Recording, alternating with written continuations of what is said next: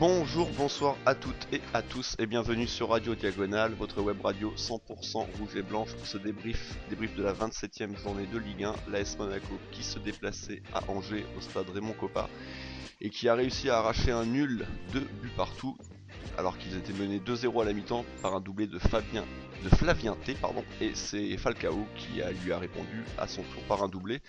Pour m'accompagner, je serai avec Boris. Salut Boris. Salut Rome. Pas trop déçu d'être sans ton acolyte de la team Bidou? Bah écoute, ouais, je pense que t'es pas forcément sur le même taux de masse grasse à mon avis aujourd'hui. Mais écoute, on garde ça pour les grands rendez-vous. Ça avait bien marché contre l'OL. Apparemment, ça a bien plu aux, aux suiveurs. Donc voilà, je passe un bidou à Amiens du coup, à Ah, Damien. voilà, un petit, un petit bisou pour Damien. Comme je le disais, Boris, un Monaco qui va chercher un point à Angers. Je vais te poser la question habituelle de ce que tu as envie de retenir, et j'ai même envie un peu de t'orienter, à savoir est-ce que tu as envie de retenir le nul, enfin un bon point du nul au vu du scénario global, c'est-à-dire on revient quand même de 2-0, ou plutôt une perte de 2 points, parce que globalement sur l'ensemble du match on peut avoir des regrets et surtout d'avoir été aussi indolent défensivement en première période. Alors bah là, c'est la crise, hein. On casse la dynamique. Je pense il faut se poser la question. Non, mais euh, je retiens. C'est un match où on aurait dû gagner, je pense. On aurait pu faire mieux. Euh, on s'est un peu plombé par des erreurs défensives, comme tu l'as dit. C'est bien d'être revenu. Après, je vais pas non plus sauter de joie sur un match nul à Angers, mais c'est bien, on va dire, d'avoir maintenu la dynamique, d'avoir pris ce point. Ce sera pas forcément décisif pour la course au maintien, mais c'est plus dans le côté mental, je pense, où c'est bien d'avoir quand même pu repartir avec quelque chose de Angers. Ça fait un petit moment que je dis maintenant, je suis plus trop inquiet par le maintien. Même si on avait perdu, ça aurait pas forcément remis ça en cause. Ça aurait plus été rageant qu'autre chose au vu du match. Donc voilà, un match plutôt pas mal, hein, je pense qu'on y reviendra. Un résultat à peu près correct. Donc voilà, c'est le principal et il faudra essayer d'enchaîner par une victoire au prochain, quoi. Ouais, tout à fait. Surtout c'est vrai qu'à la mi-temps, ça se passait mal parce qu'on était mené 2-0 et dans le même temps, Amiens Ouais, menait 2-0 à l'extérieur. Bon, au final, Reims a réussi. C'était Reims hein, contre Amiens, si je ouais, dis pas de ouais. bêtises, a réussi à égaliser et nous aussi. Statu quo en tout cas vis-à-vis de cette équipe-là. Dijon est à Lille cet après-midi. Voilà, pour Mm. les équipes qui sont à Ouais, bah peu c'est près vrai dans que notre zone. Amiens, bah si le score en était resté là, nous serait passé devant du coup Oui, voilà. à la mi-temps. Ça aurait pas forcément, encore une fois, été décisif et rédhibitoire, mais c'est mieux de. Enfin, ça serait bien que ces équipes qu'on a réussi à mettre derrière nous ne nous dépassent plus. Donc voilà, on a réussi à garder ce. Je crois qu'on a un point d'avance sur C'est eux ça. encore. C'est ça. Donc bah écoute, tant mieux. On a un point d'avance sur Amiens et deux de retard sur Toulouse qui joue pareil aujourd'hui, je sais plus contre À qui. Lyon. Ah oui, donc on peut espérer qu'on aura toujours 2 points de Mm. retard en fin de journée. On va revenir maintenant sur la compo, comme d'habitude. Une compo pour la troisième fois de suite, si je ne m'abuse, qui était reconduite par Jardim, Boris. Ouais, bah depuis la suspension de Jemerson, je pense, Oui. qui du coup a été remplacé par Adrien Silva dans l'équipe et effectivement une équipe qui pour l'instant ne bouge pas. Euh, a priori à juste titre. Alors on verra si ce match peut remettre des choses en cause. En plus, bah, je pense que ça y est, la suspension de Jemerson va être terminée. On des garçons comme vainqueurs, je sais pas trop où il en est, mais on verra. Mais bon, pour l'instant, c'est une équipe qui est quand même et où on voit pas forcément beaucoup de postes où c'est une hiérarchie qui pourrait être remise en cause. Non, parce que c'est vrai que autant la bonne nouvelle de pouvoir enchaîner, c'est que pour une fois, on est quand même laissé par les blessures. Il y avait eu l'alerte Golovin, bon, qui au final n'avait pas porté préjudice parce qu'il a pu jouer derrière. Mais c'est vrai qu'après, par contre, si tu regardes le reste de l'effectif, il n'y a pas vraiment de joueurs sur le banc qui peuvent réellement postuler à une place de titulaire. Il y en a peut-être deux trois à l'infirmerie qui pourrait en tout cas rentrer dans une rotation. Donc c'est plutôt logique de voir Jardim recomposer ce même 11. Mais comme tu l'as dit, on verra la semaine prochaine. Retour de Jemerson, on en parlera, mais la défense centrale qui a été quand même en. Je crois que il me semble avoir lu que Glick serait suspendu au prochain match, mais Ah, j'ai lu, il me semble que Patrice était impliqué dans une conversation là-dessus sur Twitter. Il me semble avoir lu ça, donc peut-être on aura un retour de Jemerson ou de Naldo. Au moins 7 modifs au prochain match. Et puis pour le reste, à voir. Tant mieux, effectivement, comme tu le dis, bah, tant qu'on n'a pas de blessure, on va vraiment en profiter parce que on en a assez subi cette année. Donc voilà, et c'est bien, je pense aussi pour la cohésion de l'équipe, pour les automatismes tactiques. Euh, il n'y a peut-être pas de hasard non plus, parce qu'en ayant autant changé de compo sur le début de saison aussi régulièrement, euh, elle ressemblait jamais à rien et il n'y avait pas d'identité. Là, voilà, on a quand même, ça fait pas mal de temps de jeu que ces joueurs-là commencent à enchaîner ensemble. oui, tout à fait. Bon, avant de s'intéresser à la rencontre à proprement parler, moi j'ai fait un petit coup de gueule entre guillemets. Je sais pas ce que t'en as pensé, mais qui a fait ce choix de maillot? Ouais. Non, c'est vrai que c'était un peu dégueulasse, mais c'est souvent un problème à Angers parce que c'est une équipe chez qui on peut pas jouer avec notre maillot rouge et blanc, on peut pas jouer euh, en blanc qui est souvent Oui. notre deuxième kit. Donc je me rappelle qu'on avait joué une fois avec des maillots d'entraînement rouges, enfin tout rouge. Mais c'est vrai que là, bon, je vois pas enfin peut-être que le vert a été jugé trop proche du noir, mais ce gris là, bah, celui de l'an dernier, était pas forcément beaucoup plus facile à discerner. Donc je sais pas ce qu'on aurait pu trouver forcément de mieux. Je crois que l'arbitre fait quand même un test dans son vestiaire où il compare les maillots, il choisit. Mais ouais, pareil, c'était pas évident à suivre. Oui, en plus c'était gris contre blanc, je crois. Ils étaient bien en blanc, je dis pas de bêtises. Enfin, blanc et noir, mais c'était quand même blanc qui dominait. Donc ouais, non, c'était assez illisible. Et c'est vrai que c'est pas agréable de regarder un Ouais, match ouais. comme ça, surtout avec le feu des projecteurs. On voit pas très bien, on n'arrive pas très bien à discerner les couleurs. Voilà, bon, c'est pas très grave, mais bon, pour le coup, ça sort quand même un petit peu de la rencontre, et en tout cas ça la rend pas très agréable à regarder. Et donc la rencontre, Boris, on va revenir déjà sur cette première mi-temps. La première mi-temps où Monaco tente des choses, n'est pas vraiment très inquiétant pour la défense angevine, et à contrario de l'autre côté il y a un joueur en feu, Flavien T, qui marque ses 9e et 10e buts de sa carrière en Ligue 1 et donc son premier doublé. Je dirais même plus que thé était assez bouillant. Elle est pas mal, elle est Ouais, homologuée, elle est homologuée. elle était préparée. D'ailleurs, parenthèse, j'ai adoré l'homme de terrain. Je sais pas si t'as écouté, mais qui était très jeu de mots. J'ai L'homme pas de fait terrain attention. sur Bein Sport. J'ai pas fait Il en a attention. balancé deux trois des jeux de mots assez pourris, mais du coup j'étais assez client. Euh, ouais, bah on a plutôt le ballon dans cette première mi-temps. On n'a pas forcément beaucoup d'occasions. On y reviendra peut-être. On n'a pas vu quasiment Radamel Falcao sur cette première mi-temps, notamment. Par contre, on a Angers qui nous laisse plutôt le ballon, mais qui est assez mordant effectivement en contre. Alors Fabien T qui va être effectivement en état de grâce. Se doubler, mais deux trois autres occasions aussi, que ce soit surtout en première, mais un petit peu en deuxième aussi, où il va nous mettre un peu le feu. Et un autre joueur aussi qui nous a posé pas mal de problèmes, j'ai trouvé, c'était Baoken. Bon, pas forcément décisif sur les buts, mais qui a posé pas mal de soucis à la défense centrale. Et voilà, Angers qui arrive à nous faire mal et qui va réussir notamment à mettre deux buts, plutôt contre le cours du jeu, mais bon, Angers est quand même dans le match et pas non plus à la ramasse complet. Euh, bon, c'est pas non plus un scandale, quoi.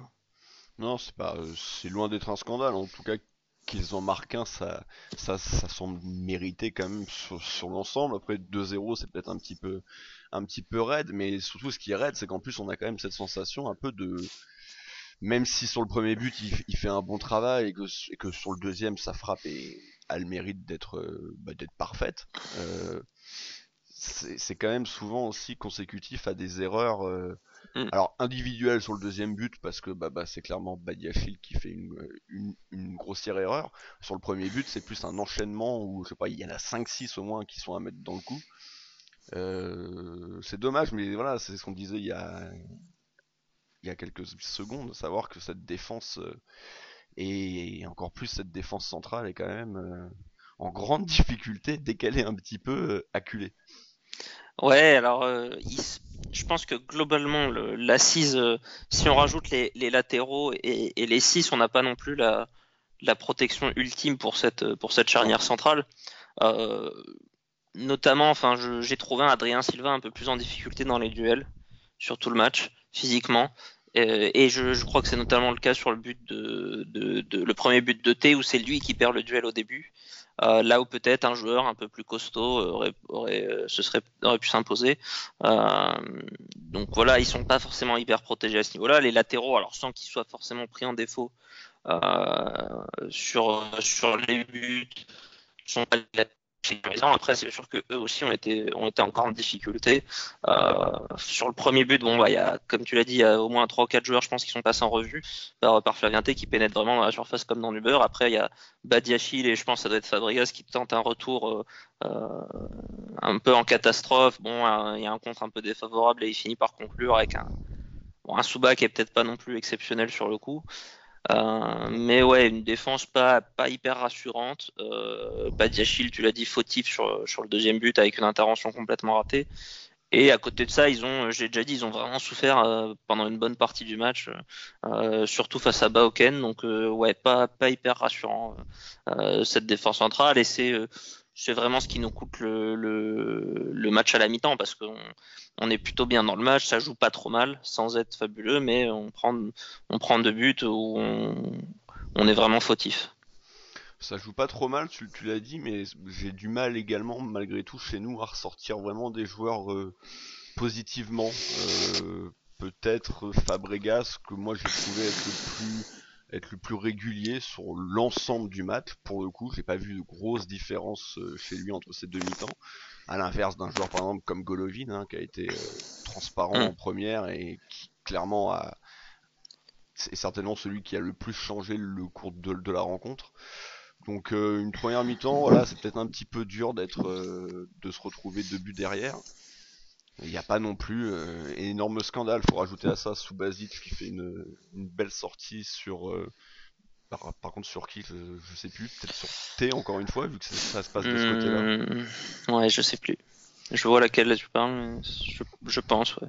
Bah c'était 1-0 de toute façon vu qu'ils marquent leur deuxième but vraiment juste Hum. avant la pause et justement à la pause Jardim qui sans faire de changement ni tactique ni de joueur a dû bien remobiliser ses joueurs et Monaco qui est quand même rentré dans la seconde mi-temps avec d'autres intentions et comme je le disais moi j'ai vraiment surtout trouvé Golovin qui vraiment est devenu beaucoup plus présent dans le jeu et est descendu un peu plus chercher les ballons, apporter un peu plus le ballon et bah forcément quand on a Golovin qui comme depuis plusieurs semaines fait le jeu avec autour des joueurs qui bougent bien, bah tout de suite Monaco qui a réussi à revenir au score en tout début de seconde mi-temps.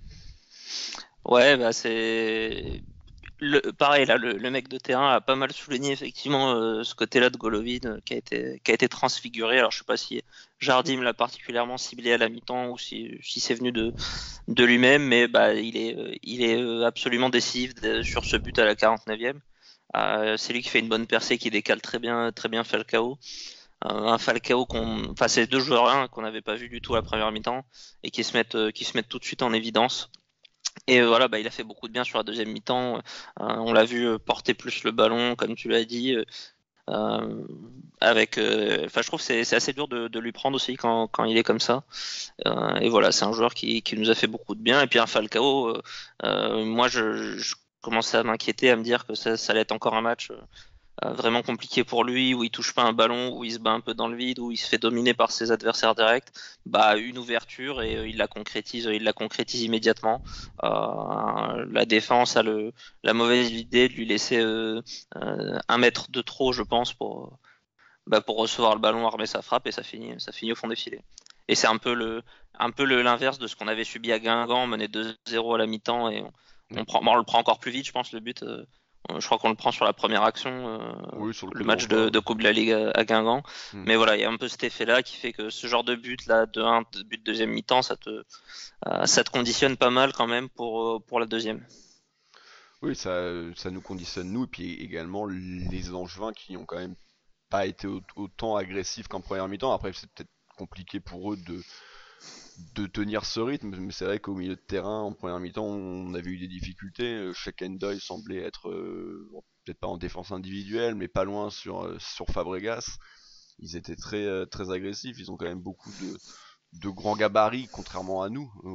On a quand même globalement que des petits gabarits, quoi, à l'exception de notre Mm, mm. défense, mais tous nos joueurs offensifs et même milieu de terrain, Ou de Vinicius quand il rentre. oui, voilà, Vinicius qui lui a apporté ça. Falcao n'est pas non plus un tout petit gabarit, mais sinon le reste, Vinicius, on dirait Tillmans qui a été à la salle un peu. Je sais pas oui, si tu pas, c'était pas...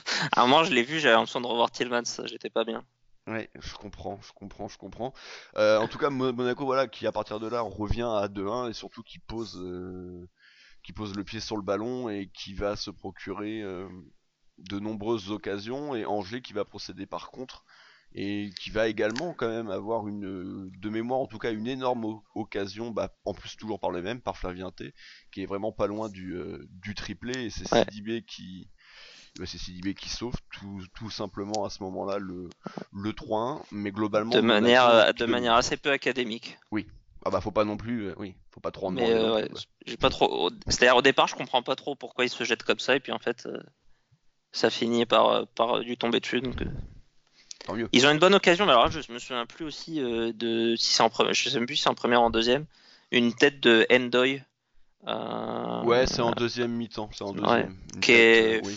qui est, enfin bon, Souba la sort sans trop de problèmes, mais Ouais, il la bloque même. ça, ouais, ce qui veut dire ce qui relativise le danger, mais non, ouais, celle-là elle m'a fait un peu flipper aussi comme opportunité.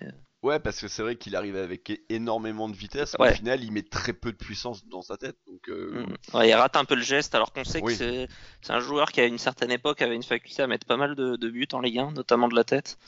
Donc bon, bah, on s'en sort pas mal aussi ouais, elle est pas sur très celle-là. forte, elle est pas beaucoup, elle est légèrement sur le côté. Elle prend un rebond, et un rebond quand même relativement haut. Donc, ça aurait pu, en tout cas, oui, être très dangereux, mais au final, Subasic n'a pas non plus grand Mm. chose à faire. Ils se sont un petit peu enflammés, je trouve, dans les commentaires, justement, en disant que c'était un super varé, que c'était une superbe tête. Bon, j'étais j'étais un peu moins impressionné Mm. parce que je venais de voir, mais bon. Et donc Monaco qui va finir par égaliser, Boris, et bah, on en reparlera. Ronny Lopez a été remplacé par Vinicius, et qui globalement je trouve a fait une plutôt bonne rentrée, et puis surtout qui a eu le mérite d'obtenir ce penalty. Ouais, c'est vrai que bah, Vinicius Falcao comme ça, comme association, sur le papier, ça me donnait pas forcément trop envie. Après, on connaît pas bien Vinicius, on a vu vraiment des bouts de match pour l'instant, dont certains ont vraiment, il a presque pas touché de ballon.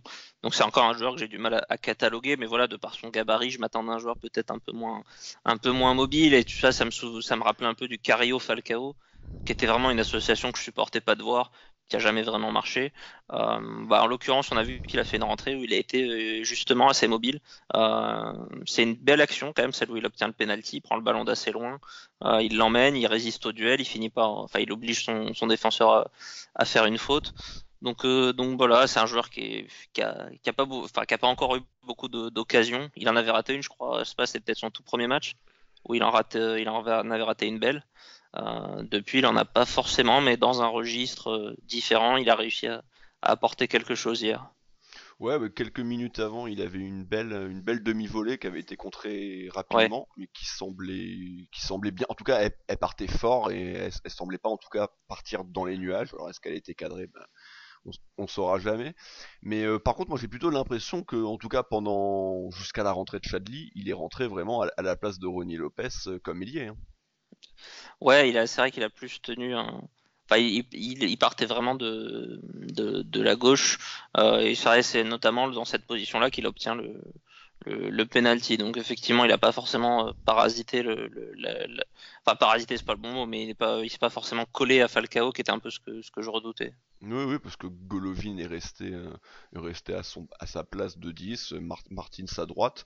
Ouais, au final, c'était un changement de joueur, et c'est vrai qu'on peut croire que, bah, au vu de son gabarit, il peut faire penser entre guillemets à Carillo. Très clairement, Mm. Jardim n'aurait jamais fait rentrer Carillo sur un côté, ou Non. alors, enfin, je vois pas trop pourquoi, mais ça aurait été un choix assez particulier.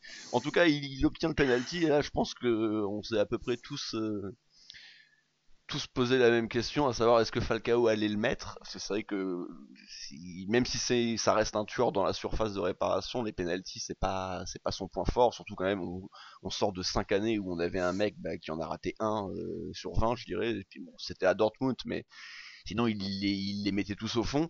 Et Falcao malheureusement il a quand même tendance à en rater un bon pourcentage. Mm. Euh, il le met, Butel part du bon côté, mais elle est quand même bien placée, au sol, forte.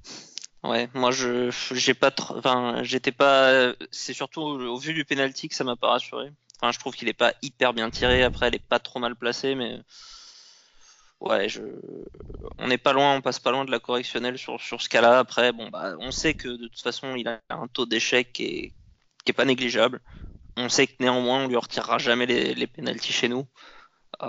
C'est un truc avec lequel on doit vivre, le fait qu'on a des pénaux qui sont pas des trucs assurés à 100%. Euh, Comme, bah, c'est un peu comme Depay à Lyon. Enfin, Depay c'est sûrement pire parce que je crois qu'il en a raté plus de 50%. On avait eu la stat après le match contre nous. Bon bah voilà, quand t'as un tireur comme ça, t'es un peu moins rassuré que d'autres. Mais bon bah voilà, il l'a mis, il avait mis un péno aussi, je crois que c'était à Amiens cette saison. Là, il est plutôt sur comment dire, une série plutôt positive, je pense. Mm. Je me souviens pas du dernier qu'il a raté. Je me rappelle qu'il avait raté contre Lille en début de Oui. championnat. Il a raté à Madrid aussi en Ligue des Champions. C'est les quatre là comme ça dont je me souviens de la saison. Il doit y en avoir d'autres, hein, mais Non. écoute, tant mieux. Et celui-là, c'est vrai qu'il est quand même assez important. Donc, et Ouais, puis c'est vraiment bien pour sa confiance parce que il marquait pas trop, tant que ça ces derniers temps. Donc un doublé, tant mieux. un doublé, ouais, tout à fait. Et donc à ce moment-là, il reste un peu plus de 10 minutes avec les arrêts de jeu potentiels. Monaco qui semble globalement dans une bonne dynamique, même s'il y a toujours ce risque de contre évidemment. Mais bon, là, Jardim qui va faire le choix que tout le monde avait retouté la semaine dernière et qui a eu lieu hier. Et c'est quand même marrant parce que ça correspond quand même. Alors, Golovin sort, qui moi, encore une fois, j'ai trouvé que ça a été le meilleur hier.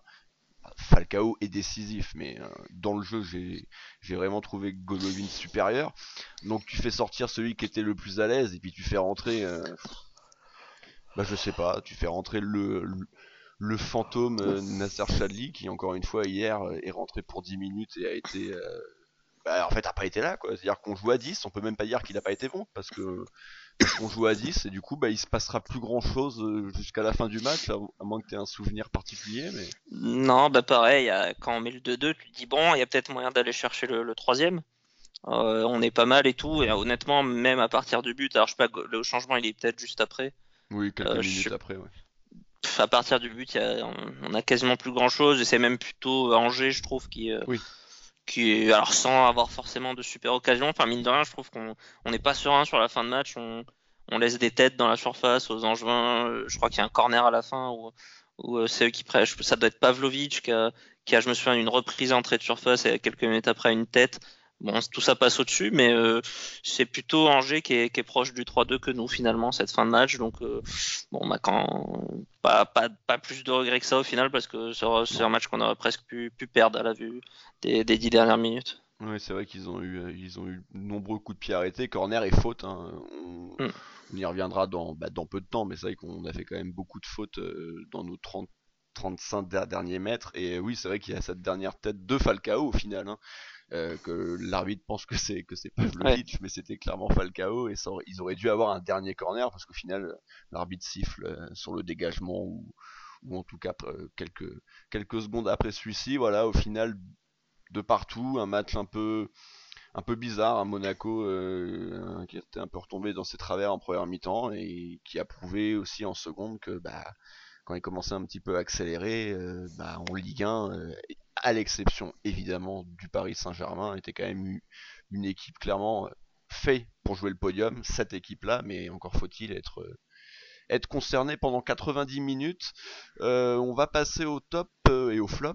On va commencer d'ailleurs par les flops. Boris, si t'en as un vraiment à ressortir, ou plusieurs, hein.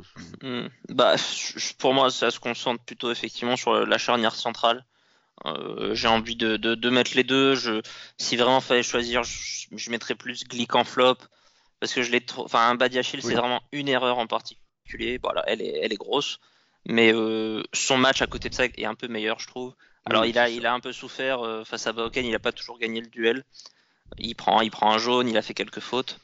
À côté de ça, bon, je l'ai trouvé quand même un peu moins mal à l'aise que Glick durant tout le match et bah, ça, bon, c'est une constante, ça change pas, mais toujours plus utile aussi dans la construction. Il vient faire le nombre parfois avec Fabregas et Silva pour faciliter la relance que Glick n'est pas apte à faire. Glick en souffrance pendant tout le match, il est moins fautif directement, mais il est quand même assez ridicule, enfin de façon assez ridicule, effacé sur le premier but.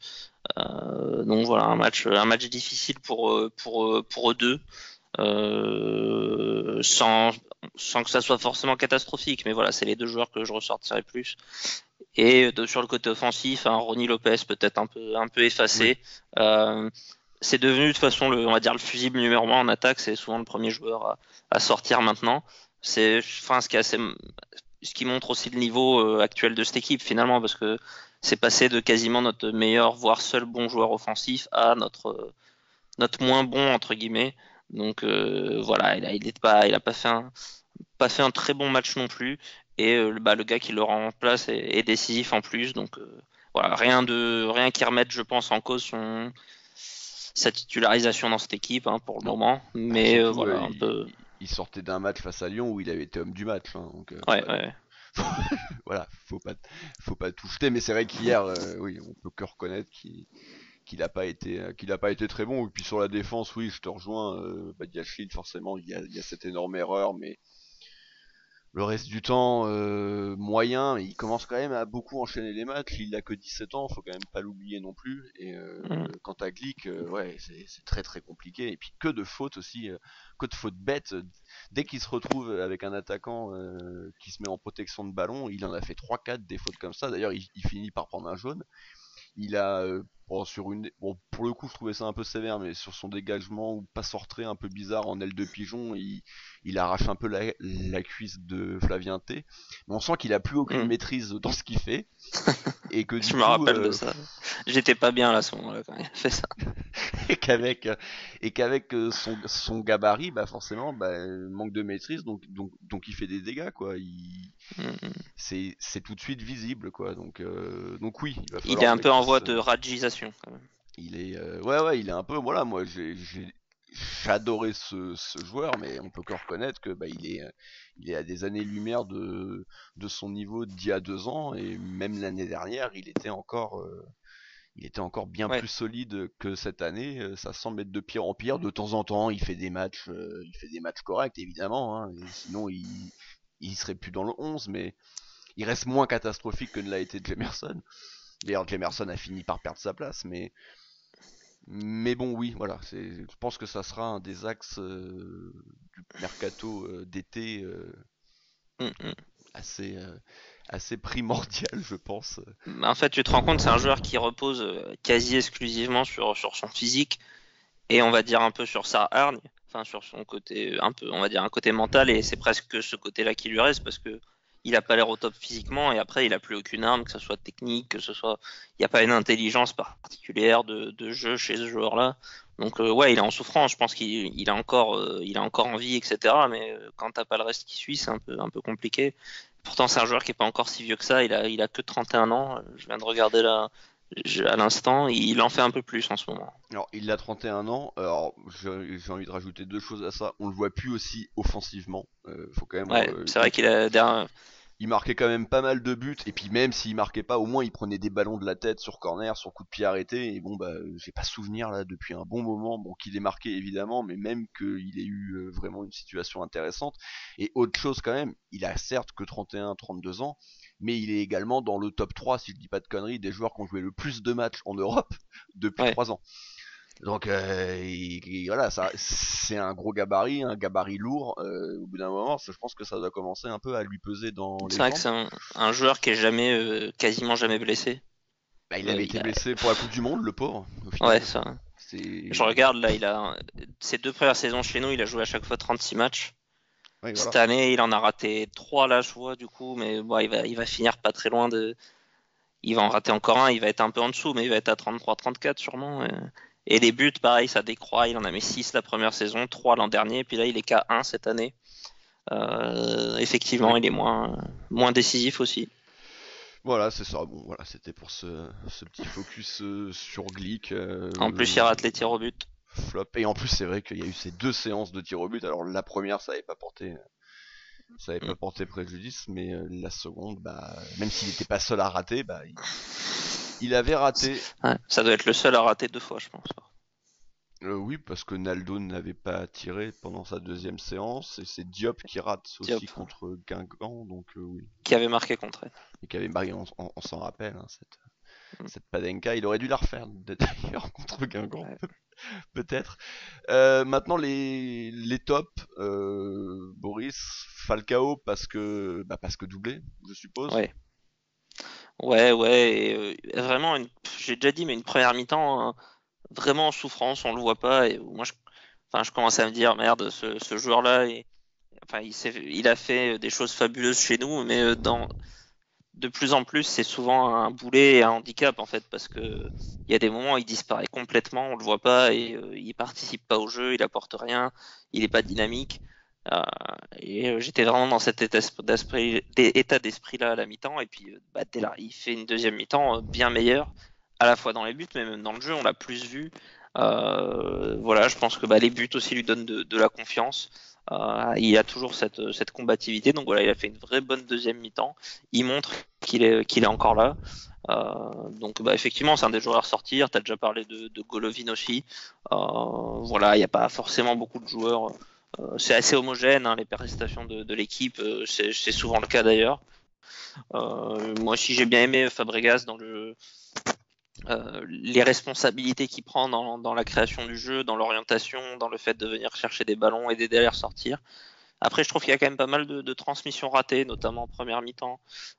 Des passes que je m'attends à ce qu'un joueur comme ça sache faire. Des passes un peu plus compliquées que des passes à la Moutinho, mais pas non plus extravagantes. Et il en a raté 3-4 comme ça en première mi-temps. À côté de ça, voilà, c'est un joueur qui fait un bien fou. Quand on voit Silva et Fabregas, ça relativise tellement les opinions qu'on pouvait avoir sur des joueurs comme Benacer ou Aoulou. On essayait de se dire que peut-être ils pouvaient être intéressants dans cette équipe. Bon, ben voilà, on a des joueurs vraiment d'un tout autre calibre aujourd'hui et ça fait du bien. Ouais, c'est vrai. C'est vrai. Fabregas, oui, je suis assez d'accord sur le top 3 du coup, Falcao, Golovin, Fabregas, et puis on peut rajouter l'entrée de Vinicius. Alors, Et en plus, il y a moins de temps à de un jeu. moment, il a tiré Cesc Fabregas à un moment, mais bon, Oui. c'était Ah bah une frappe un peu écrasée. il nous a fait un coup franc bien dégueulasse aussi. Oui, bah, oui, elle est un peu au-dessus, mais Bah tu cadres quand même quand t'es à 18 mètres, ouais, hein. ouais, ouais.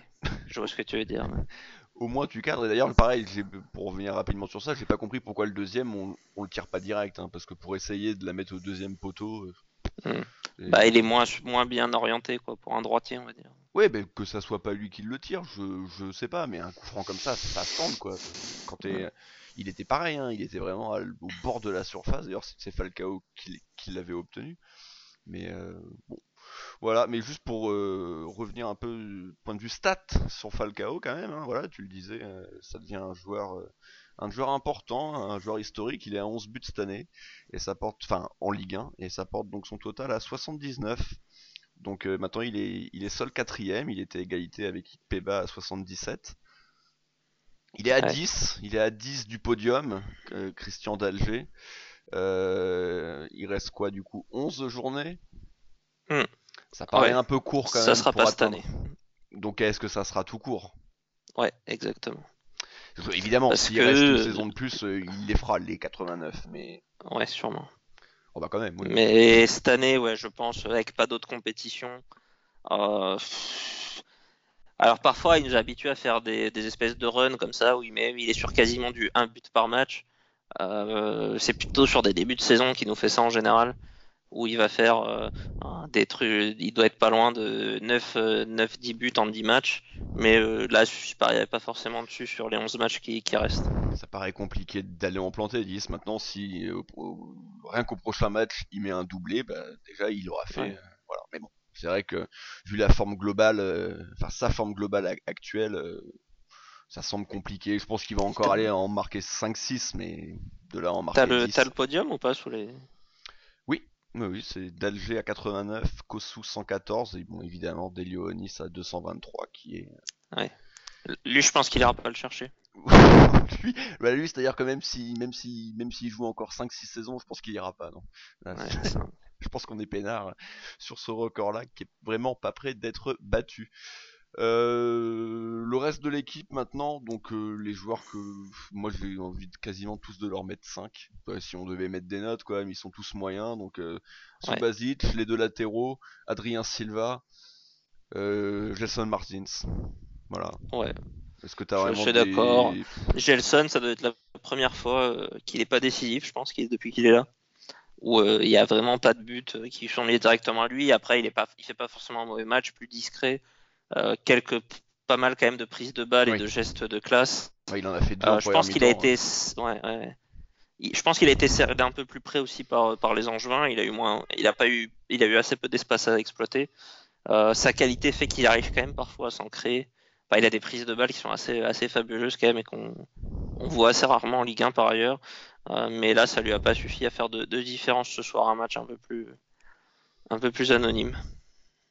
C'est vrai, je suis assez d'accord. Il nous a gratifié quand même de deux trois gestes de Mm. grande classe, mais pas décisif. Voilà, mais c'est un match moyen quoi. Je sais pas comment il a été noté dans l'équipe ou dans 10 ce matin, mais bon, ouais, je pense honnêtement que tous ces joueurs-là sont autour de la moyenne. Pareil pour Subasic, peut-être un peu ridicule sur le premier but. Sur le deuxième, pour le coup, il n'y Mm. a pas grand-chose à faire. Plus ridicule que fautif, on va dire.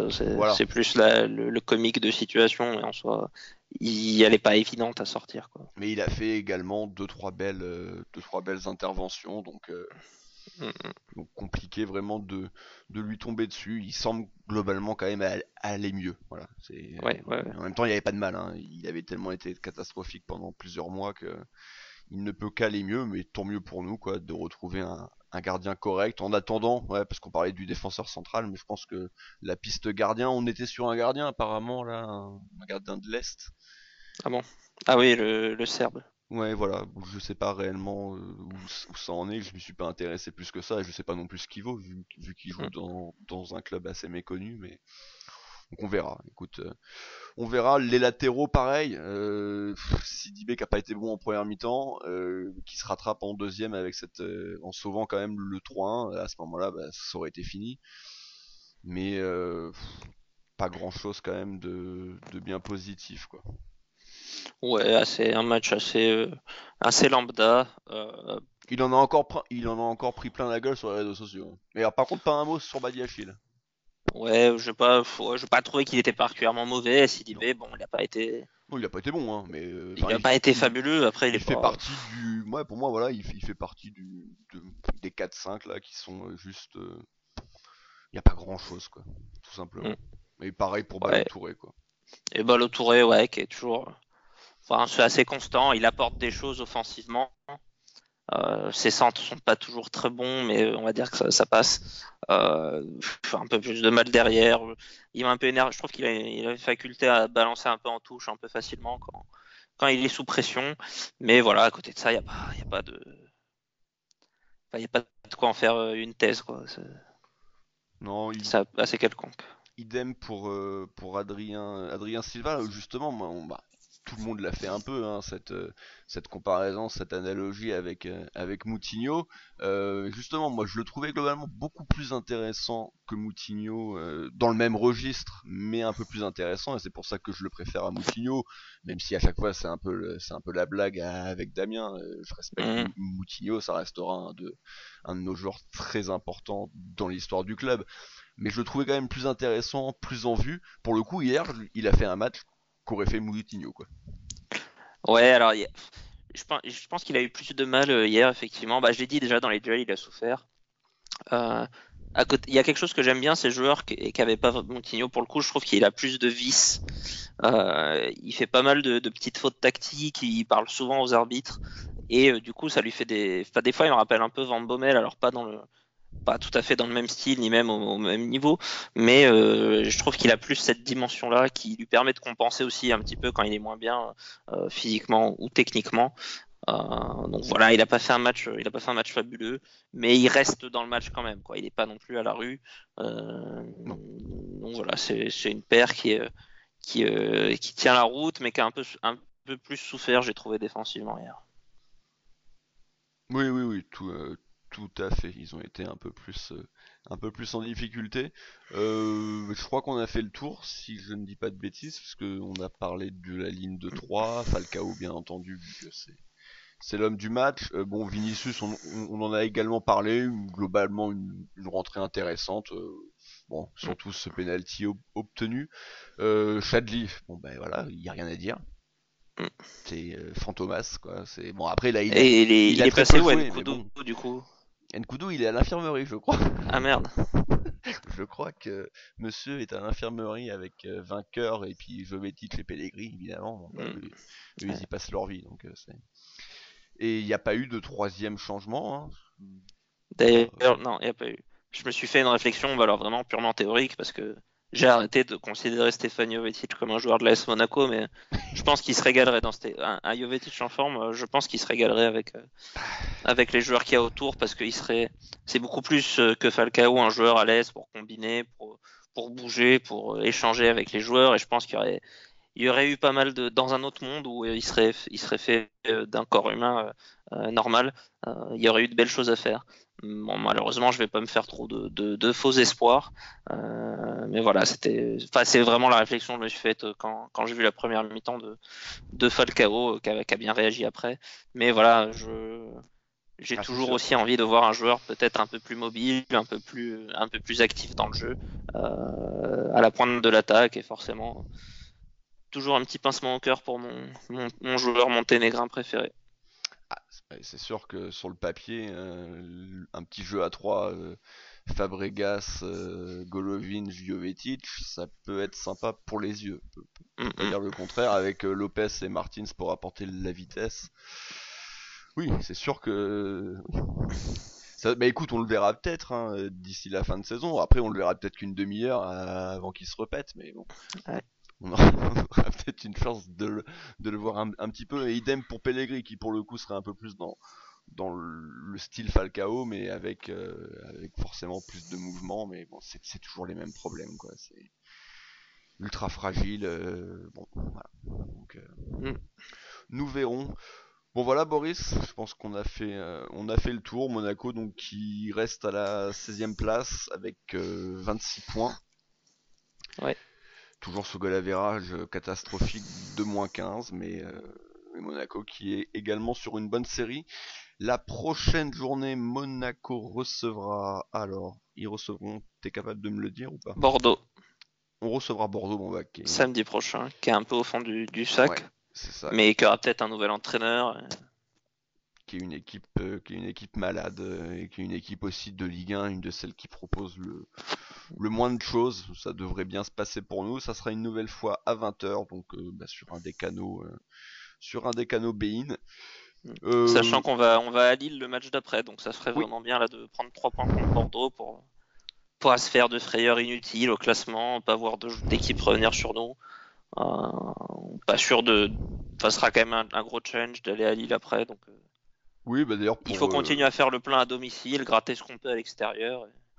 pour faire un petit teasing rapide sur ce qui nous attend lors des 2 prochains mois. Donc ouais, voilà, il y a cette réception de Bordeaux, on va à Lille.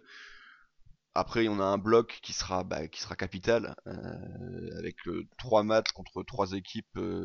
Bon, Reims est un peu mieux classé, mais trois équipes moyennes, à savoir Caen, Guingamp et Reims. Ensuite, il y aura 2 déplacements compliqués à Rennes, enfin à Paris plutôt, puis à Rennes. Et puis après, on attaquera sur la dernière ligne droite avec Saint-Étienne, Nîmes, Amiens, et on finira chez nos amis niçois, Boris. Ouais, exactement. En essayant de pas descendre chez eux.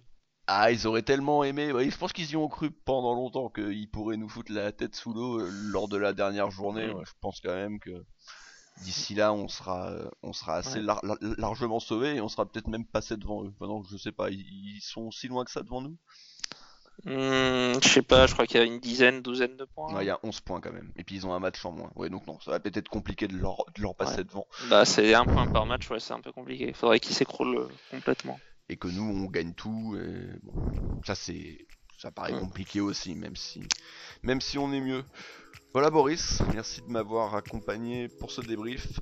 Le prochain rendez-vous, ça sera donc ce débrief contre Bordeaux. D'ici là, portez-vous bien et Dagemunegu. Et bisous.